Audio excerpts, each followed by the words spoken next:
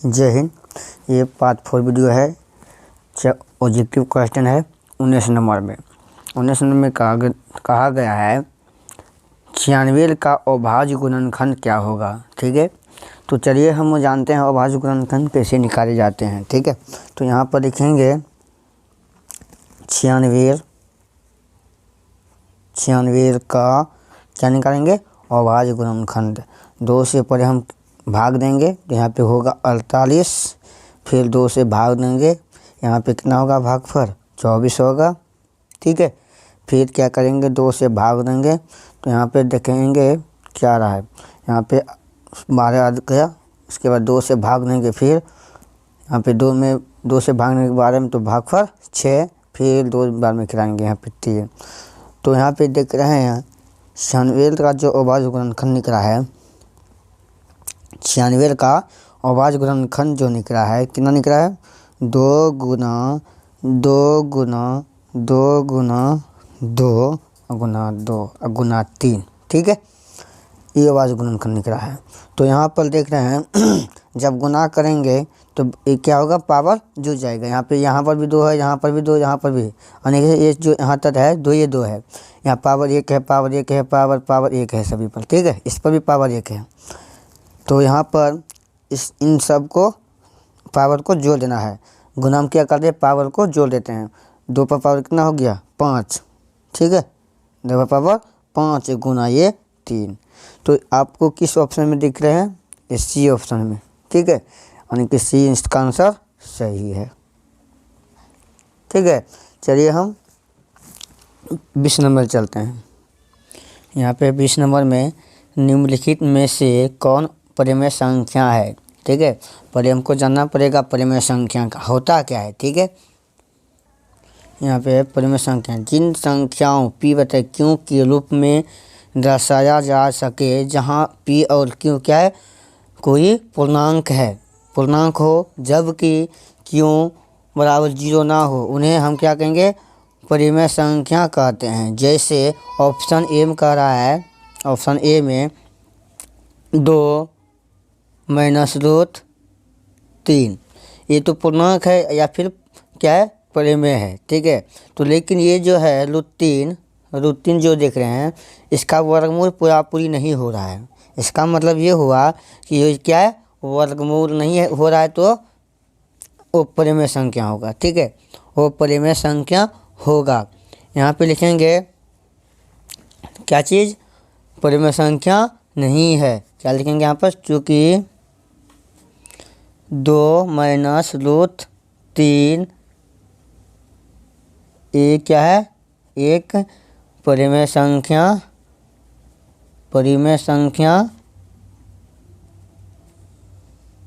नहीं है। ठीक है, परिमेय संख्या नहीं है। अब बी ऑप्शन में कर दिया है √5, ये क्या क्या है, परिमेय संख्या है कि अपरिमेय संख्या। देखिए यहाँ पर √5 का वर्गमूल नहीं हो रहा है। ठीक है, √5 का वर्गमूल नहीं हो रहा है, इसका मतलब ये हुआ कि ये परिमेय संख्या नहीं हुआ। ठीक है, यहाँ पे इसलिए √5 एक परिमेय संख्या नहीं है। ठीक है, परिमेय संख्या नहीं है। अब ऑप्शन सी में देख रहे हैं 2√3 बटे में है √3, एक क्या है, परिमेय संख्या है कि वो परिमेय संख्या नहीं है। यहाँ पे देखिए ये √3 को कर गया, बचा यहाँ पे क्या चीज़ 2 ना, ये p बटे q के रूप में आ सकता है ना, तो ये इसको कहेंगे, इसीलिए 2√3 बटा √3 ये क्या है, परिमेय संख्या है। ठीक है, परिमेय संख्या है। तो अब यहाँ पर डी में देखते हैं, ये √6 है। √6 का वर्गमूल नहीं हो रहा है। ठीक है, √6 का वर्गमूल नहीं हो रहा है, इसलिए क्या है, इसलिए √6 जो है ये क्या है? परिमेय संख्या नहीं है। ठीक है, परिमेय संख्या नहीं है, तो यहाँ पे ऑप्शन सी सही है, क्योंकि परिमेय संख्या है, ऑप्शन सी सही है। ठीक है, समझ में आता होगा। ठीक है, तो चलिए 21 नंबर में चलते हैं। यहाँ पे 21 नंबर में है सबसे छोटी भाज्य संख्या और छोटी अभाज्य संख्या का मौसा कितना होगा। तो दोस्तों पहले हमको जानना पड़ेगा भाज्य संख्या क्या होता है, अभाज्य संख्या क्या होता है। ठीक है, चलिए हमको उसके बारे में जान लेना है, तब आगे बढ़ेंगे। यहाँ पे अभाज्य संख्या जिन संख्याओं के 2 से अधिक गुणनखंड हो उन्हें अभाज्य संख्या कहते हैं। ठीक है, जैसे में 4, 6, 8, 9, 10, 12, 14, 15 और 16 आदि, ये सब क्या है? भाज्य संख्या हुआ। ठीक है, अब चलते हैं अभाज्य संख्या। अभाज्य संख्या जिन संख्याओं के 2 गुणनखंड हो। ठीक है, 2 गुणनखंड हो उसे क्या कहते हैं? अभाज्य गुणनखंड, अभाज्य संख्या कहते हैं। क्या कहते हैं? अभाज्य संख्या कहते हैं। जैसे में 2, 3, 5, 7, 11, 13, ठीक है, आदि, ये सब क्या है? अभाज्य संख्या हुआ। तो आपको पता चल गया होगा। अब यहाँ पे कह रहा है सबसे छोटी अभाज्य संख्या। सबसे छोटी अभाज्य संख्या कितना होगा? 4 होगा। 4 नहीं होगा भाई, 4 होगा। अब तो कह देगा इसमें, क्या कहा इसमें? छोटी अभाज्य संख्या। छोटी अभाज्य संख्या 2 होगा। तो यहाँ पे लिखेंगे, क्या चीज़ लिखेंगे? सबसे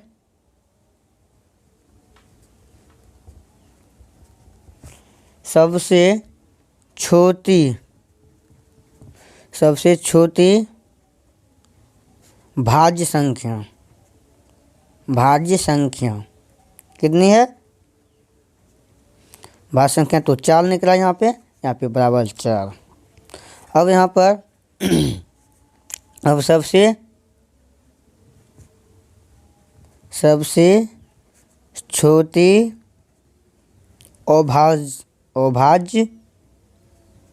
अभाज्य संख्या। सबसे छोटी अभाज्य संख्या कितनी है? ये 2 है, तो यहाँ पे 2 लिख लेंगे। अब इसका कह रहा है मौसा निकालने के लिए। ठीक है, मौसा निकालने, तो मौसा निकालेंगे कैसे? देखिए, भाग विधि में मौसा निकाल देते हैं। ठीक है, भाग विधि से यहाँ पे 2 से भाग देंगे 4 में, तो यहाँ पे कट गया, यहाँ पे 4 हो गया, यहाँ पे 0। ये क्या हुआ? शेषफल। ठीक है, शेषफल। अब यहाँ पे इसलिए HCF यानी कि मौसा कितना है? मौसा जो है 4 और 2 का मौसा कितना होता है? 2। किस ऑप्शन में है? बी ऑप्शन में सही है, यहाँ पे बी। ठीक है, ये आंसर हो गया। चलिए 22 नंबर में आते हैं। यहाँ पे 2 संख्या का गुणनफल 8670 है और उसका मौसा 17 है, तो उसका लौसा होगा। यानी कि 2 संख्या का गुणनफल जो दिया गया है 8670 दिया गया है और उसका मौसा भी दिया गया है, उसका लेकिन जो है लौसा नहीं दिया गया है। तो यहाँ पे लिखेंगे 2 संख्याओं, ठीक है, 2 संख्याओं का गुणनफल कितना है? 8670 है। तो यहाँ पर मौसा जो दिया गया है, मौसा कितना दिया है? 17 दिया गया है, और लौसा पता नहीं है लौसा कितना दिया गया है, तो यहाँ पे हुआ के देंगे। ठीक है, तो अब यहाँ पर संख्याओं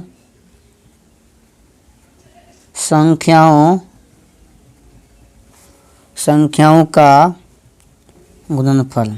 संख्याओं का गुणनफल जो है क्या होता है? गुणनफल बराबर लौसा गुना मौसा। ठीक है, लौसा गुना मौसा। तो तो यहाँ पे दो संख्या का गुणनफल दिया गया है, कितना है 8670 है। 8670 बराबर लॉस तो पता नहीं है, लॉस और यहाँ पे गुना में मौसा कितना दिया है 17 दिया गया है। तो इनको इधर भेजना है, ठीक है। तो लॉस बराबर होगा, लॉस बराबर 8670 बटे 17, इधर लाएंगे तो भाग होगा, भाग दे देंगे। अब यहाँ पे जब काटेंगे इसको कितना बार में कटेगा 510 बार में कट जाएगा, ठीक है। यानी कि लॉस जो निकला, लॉस कितना निकला 510 निकल गया। ये किस ऑप्शन में है, डी ऑप्शन में है, यहाँ पे डी ऑप्शन में है, ठीक है। तो चलिए 23 नंबर में चलते हैं। तो यहाँ पे क्या करें, यदि यहाँ पे 23 नंबर में दिया गया है, यदि 65 तथा 117 का मौसा 65 m माइनस 117 के रूप में है तो m का मान है। तो यहाँ पर निकालेंगे पहले 65 का गुणनखंड, अभाज्य गुणनखंड निकालेंगे 65 का, 65 का अभाज्य गुणनखंड कितना बार में खिलाएंगे 5 बार में, ठीक है। 5 बार में खिलाने पर कितना होता है 13 हो जाता है, ठीक है। अब यहाँ पे 13 से भाग देंगे 13 में, यानी कि 1 हो गया। फिर 117 का गुणनखंड निकालते हैं। तो 117 का गुणनखंड 3 बार में खिलाने पर यहाँ 39, उसके बाद यहाँ पर 3 से खिलाने पर यहाँ पे 13, फिर यहाँ 13 से खिलाने पर यहाँ 1 हो गया।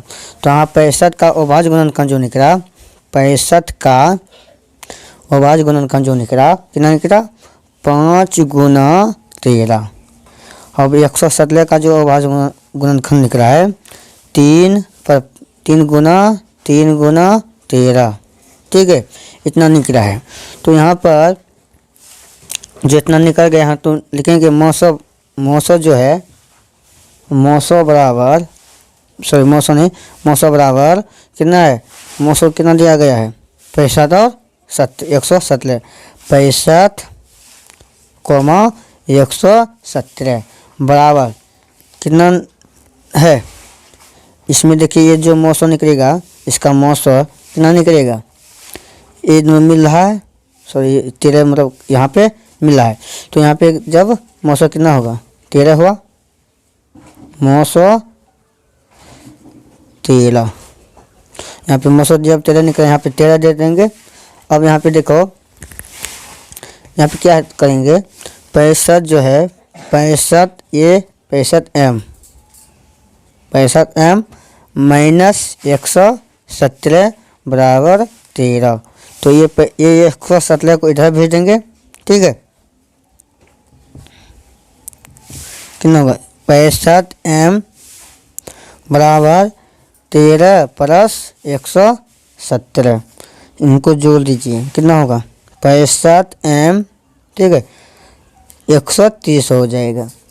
तो इसको इधर क्या है भाग में है, इधर भेजेंगे तो माइनस होगा, यानी कि m का जो मान निकला 130 बटे 65 होगा। इसको जब काटेंगे 65 का कम 65 दूनी 130, यानी कि m का जो मान निकला, m का मान 2 निकल गया, ठीक है, 2 निकल गया। किस ऑप्शन में है, ये जो है बी ऑप्शन में है, यहाँ पे बी ऑप्शन में आंसर सही है। तो चलिए हम नेक्स्ट वीडियो में फिर मिलेंगे। जय हिंद, जय भारत।